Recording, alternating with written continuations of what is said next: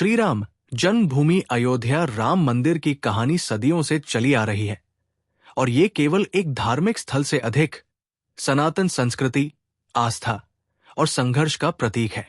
ये कथा त्रेता युग से शुरू होती है, जब अयोध्या के महाराज दशरथ के घर भगवान विष्णु के 7वें अवतार भगवान श्रीराम का जन्म हुआ।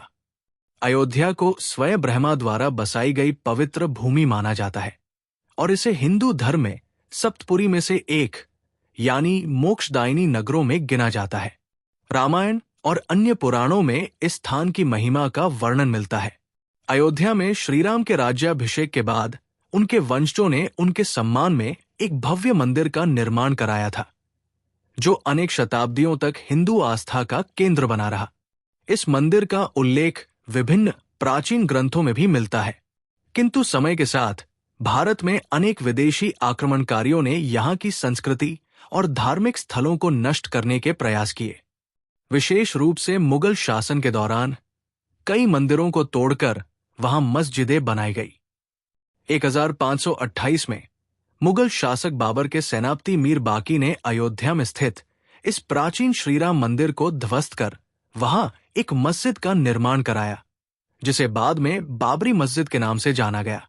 हालांकि हिंदू समुदाय ने सदैव ये दावा किया कि ये स्थान भगवान श्रीराम का जन्म स्थल है और वहां एक भव्य मंदिर पहले से था।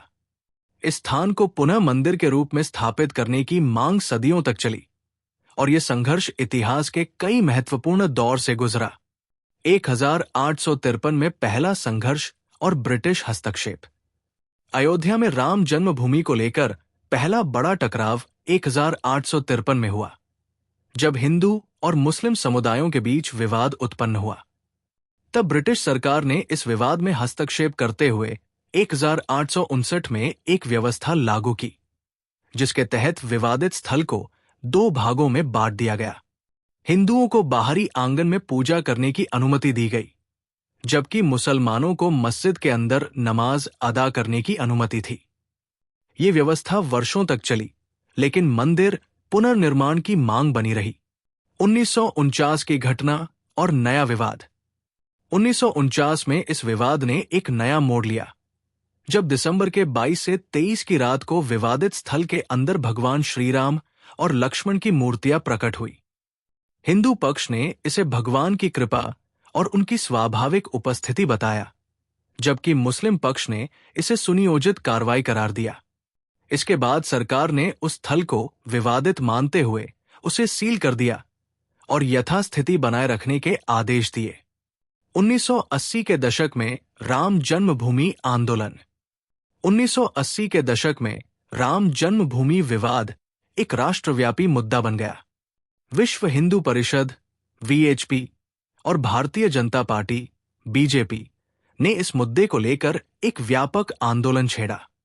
इस आंदोलन के अंतर्गत 1984 में राम जन्मभूमि न्यास की स्थापना हुई, जिसका उद्देश्य विवादित स्थल पर मंदिर निर्माण की योजना बनाना था। 1986 में जिला न्यायालय ने हिंदू पक्ष को विवादित स्थल पर पूजा करने की अनुमति दी, जिससे विवाद और बढ़ गया। इसके बाद विश्व हिंदू परिषद ने इस मुद्दे को लेकर रथ यात्रा और जन जागरण अभियान शुरू किया। 1990 में भारतीय जनता पार्टी के वरिष्ठ नेता लालकृष्ण आडवाणी ने सोमनाथ से अयोध्या तक रथ यात्रा निकाली, जिसे राम मंदिर आंदोलन का महत्वपूर्ण चरण माना जाता है। 6 दिसंबर 1992 बाबरी विध्वंस और उसके बाद की घटनाएं। 6 दिसंबर 1992 को अयोध्या में लाखों कारसेवकों ने विवादित ढांचे को गिरा दिया। इस घटना के बाद पूरे देश में दंगे और सांप्रदायिक हिंसा भड़क उठी, जिसके परिणाम स्वरूप कई लोगों की जान चली गई। इसके बाद सरकार ने इस मामले में कई जांच आयोगों का गठन किया और मामले को न्यायालय में लंबित रखा। 2002 इलाहाबाद उच्च न्यायालय में सुनवाई। वर्ष 2002 में इलाहाबाद उच्च न्यायालय ने इस मामले की सुनवाई शुरू की और भारतीय पुरातत्व सर्वेक्षण (ASI) को इस स्थल की खुदाई करने के निर्देश दिए। 2003 में ASI ने अपनी रिपोर्ट प्रस्तुत की, जिसमें इस बात की पुष्टि की गई कि विवादित स्थल पर एक विशाल हिंदू मंदिर के अवशेष पाए गए हैं। इसके बाद ये मामला कानूनी प्रक्रिया में और उलझ गया। 2010 इलाहाबाद उच्च न्यायालय का फैसला। 30 सितंबर 2010 को इलाहाबाद उच्च न्यायालय की लखनऊ बेंच ने अपना ऐतिहासिक फैसला सुनाया, जिसमें विवादित भूमि को 3 भागों में बांटने की बात कही गई। इस फैसले के अनुसार 2.77 एकड़ भूमि में से 1/3 भाग रामलला विराजमान को, 1/3 सुन्नी वक्फ बोर्ड को और 1/3 निर्मोही अखाड़े को देने का आदेश दिया गया। हालांकि इस फैसले से किसी भी पक्ष को पूरी तरह संतोष नहीं हुआ और मामला सर्वोच्च न्यायालय में चला गया। 2019 सर्वोच्च न्यायालय का ऐतिहासिक फैसला। 9 नवंबर 2019 को भारत के सर्वोच्च न्यायालय ने 5-0 के सर्वसम्मति से फैसला सुनाया कि पूरी विवादित भूमि हिंदू पक्ष को दी जाए और सरकार को एक ट्रस्ट बनाकर मंदिर निर्माण का मार्ग प्रशस्त करने के निर्देश दिए। मुस्लिम पक्ष को अयोध्या में ही 5 एकड़ भूमि मस्जिद निर्माण के लिए देने का आदेश दिया गया। 2020 मंदिर निर्माण का शुभारंभ। 5 अगस्त 2020 को प्रधानमंत्री नरेंद्र मोदी ने भूमि पूजन कर मंदिर निर्माण कार्य का शुभारंभ किया। इस अवसर पर देश भर से साधु संत और धार्मिक संगठनों के प्रमुख उपस्थित रहे। इस मंदिर का निर्माण भारतीय वास्तुकला और शास्त्रों के अनुरूप किया जा रहा है, जिसमें नागर शैली का उपयोग किया गया है। 2024 श्रीराम मंदिर का उद्घाटन। 22 जनवरी 2024 को एक ऐतिहासिक अवसर आया जब भव्य श्रीराम मंदिर का उद्घाटन हुआ और भगवान रामलला की प्रतिमा को गर्भगृह में प्रतिष्ठित किया गया।